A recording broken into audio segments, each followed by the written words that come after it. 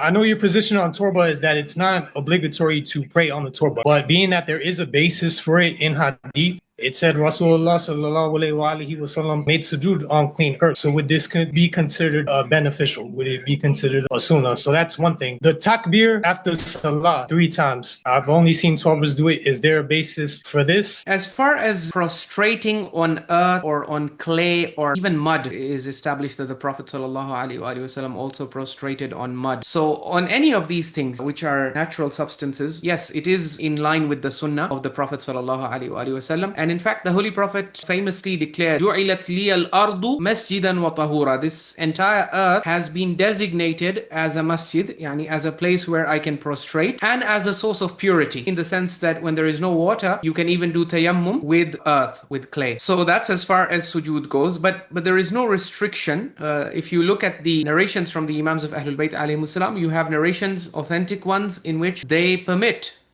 prostration over things like, for example, cotton or carpet, certain kind of Persian carpet that was called at-Tabari. Imam al-Rida alayhi salam was asked about it, and he said, yeah, there is no issue in that. There is no problem in that. So what is unhealthy is the obsession that this thing turns into, or this ruling, this preference turns into, whereby people feel like if I don't have a turbah or if I don't have something natural, I absolutely cannot pray. That's not the case. You can pray on any, you can pray on the floor, and you can prostrate on whatever is convenient. So you don't have very strict restrictions. You have preferences, because sujud is something that is supposed to be a sign of submission to Allah, slavery to Allah. That's why these kinds of natural substances were preferred, because they indicate more humility, a greater degree of subjugation to Allah subhanahu wa ta'ala. But other than that, any clean material that a person does sajda on is fine. As far as the 3 takbirat are concerned, if you look at the authentic narrations in the 12-ver Imami corpus, even they mention that Salah actually ends at Taslim, which is a salam